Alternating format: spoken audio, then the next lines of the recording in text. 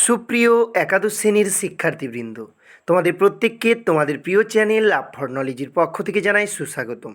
তো সুপ্রিয় শিক্ষার্থী, আজকের ভিডিওতে তোমাদের সঙ্গে আলোচনা করব তোমাদের ডে ব্রেক পোয়েম থেকে একটি অতি গুরুত্বপূর্ণ 5 নম্বরের পার্ট প্রশ্ন নিয়ে। যে প্রশ্নটি তোমাদের অ্যানুয়াল এক্সাম, যে বিগত যে অ্যানুয়াল এক্সাম 2014-এ এসেছিল। তো প্রশ্নটি কি? প্রশ্নটিতে বলা হয়েছে, what role does the wind play in announcing the beginning of the day. অর্থাৎ কবিতাটিতে বাতাস দিনের আরম্ভ ঘোষণা করতে কী ভূমিকা পালন করে। What role does the wind play, অর্থাৎ বাতাস কী ভূমিকা পালন করেছে in announcing the beginning of the day, মানে দিনের সূচনা করতে। ওকে, পরের প্রশ্ন বলেছে, how is the final couplet different from the rest of the poem. অর্থাৎ শেষের পংক্তি দুটি বাকি কবিতার থেকে কী অর্থে পৃথক। তো এই প্রশ্নটি, তো এর নাম্বার বিভাজন কী রয়েছে, 3+2 রয়েছে। অ্যানুয়াল এক্সাম 2014-এ প্রশ্নটি এসেছিল। তো এর উত্তর নিয়ে আলোচনা করছি এখন। তাহলে কি বলা হয়েছে দেখো, in the poem day break, অর্থাৎ ডে ব্রেক কবিতায়, the wind is the messenger of nature, অর্থাৎ বাতাস হচ্ছে দ্য মেসেঞ্জার মানে বার্তাবাহক, অফ নেচার মানে প্রকৃতির। ওকে, ইট ইজ পার্সোনিফাইড, একে কী করা হয়েছে, ব্যক্তিত্ব আরোপ করা হয়েছে, অর্থাৎ বাতাসের উপর ব্যক্তিসত্তা আরোপ করা হয়েছে। অ্যাট ডন মানে ভোরবেলা, the wind rises from the sea, অর্থাৎ বাতাস উৎপত্তি লাভ করেছে ফ্রম দ্য সি মানে সমুদ্র থেকে। And they are it meets the mist, এবং সেখানে তার সঙ্গে কার সাক্ষাৎ হয়, কুয়াশার। And the mariners of the ship, এবং জাহাজের নাবিকদের সঙ্গে তার সাক্ষাৎ হয়। ইট আক্স দ্য মিস্ট, এটা কুয়াশাকে বলে, to make room for its movement, এর বয়ে যাওয়ার জন্য পথ তৈরি করে দিতে। অ্যান্ড আর্চেস দ্য ম্যারিনার্স, এবং নাবিকগণকে আর্জি জানায়, টু সেল অন মানে কি তড়ি ভাসাতে বা যাত্রা শুরু করতে, অ্যাট ডে ব্রেক মানে কি ভোরবেলা বা সকালবেলা। দেন তারপর ইট রাসেস টু এ ডিস্ট্যান্স ল্যান্ড, এটা দূরবর্তী একটা ভূমিভাগের দিকে ছুটে যায়।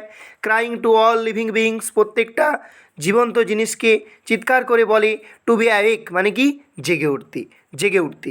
ওকে, দে আর ইট ইম্পেলস দ্য ফরেস্ট, সেখানে ইট ইম্পেলস এটা বিনয় করেছিল দ্য ফরেস্ট, বা এটা আর্জি জানিয়েছিল দ্য ফরেস্ট জঙ্গলকে, to hang out its leaves, তার শাখা প্রশাখাগুলোকে, তার পত্রগুলোকে কী করতে, মেলে ধরতে।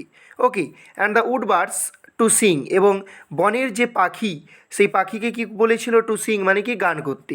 দ্য চ্যান্টিক্লেয়ার টুকরো, অর্থাৎ মোরগকে বলেছিল টুকরো মানে তার ককর কক শব্দ করতে। দ্য কর্ন টু বো, এবং শস্যক্ষেতকে বলেছিল মাথা নত করতে। অ্যান্ড গ্রিট দ্য মর্নিং, এবং সম্ভাষণ জানাতে, গ্রিট মানে কি গ্রিটিং জানাতে, দ্য মর্নিং মানে কি সকাল কি। অ্যান্ড এবং the belfry tower to ring its bell, এবং চার্চের ঘণ্টাকে বলেছিল টু রিং ইটস বেল, তার ঘণ্টাটা বাজিয়ে দিতে। অ্যান্ড প্রোক্লেম দ্য আওয়ার, এবং দিবসের সূচনার কথা। It announces the beginning of a new day, it announces এটা ঘোষণা করেছিল the beginning of a new day, একটা নতুন দিনের সূচনা কি। So it brings new hope to the living world, সুতরাং এটা এনেছিল নতুন আশা টু দ্য লিভিং ওয়ার্ল্ড মানে কি জীবন্ত বিশ্বের কাছে। লিভিং ওয়ার্ল্ড মানে কি জীবন্ত বিশ্বের কাছে। ওকে, তো এই ছিল প্রথম যে পার্টটি, তার উত্তর। দ্বিতীয় পার্টির যে প্রশ্নটি ছিল তার উত্তর এবার আলোচনা করব। দ্বিতীয় পার্টির প্রশ্নটি ছিল, how is the final couplet different from the rest of the poem. অর্থাৎ ফাইনাল কাবলেট অর্থাৎ শেষের পংক্তি দুটি বাকি কবিতার থেকে কী অর্থে পৃথক। তো এই উত্তর নিয়ে আলোচনা করব। তাহলে the final couplet is different from the rest of the poem, অর্থাৎ এর শেষ পংক্তিটি বাকি কবিতার থেকে পৃথক। তার কারণটা কি, here the wind does not urge anyone to wake up at the approach of a new day. Here এখানে the wind does not urge, কাউকে আর্জি জানায়নি, এনিওয়ান কাউকে আর্জি জানায়নি, to wake up at the approach of a new day, অর্থাৎ জেগে উঠতে। At the approach of a new day মানে কি নতুন দিনের সূচনাতে। ওকে, তাহলে এখানে কিন্তু এই ফাইনাল কাবলেটে কিন্তু বাতাস আর্জি জানায়নি কাউকে জেগে উঠতে, কখন, at the approach of a new day মানে নতুন দিনের সূচনাতে।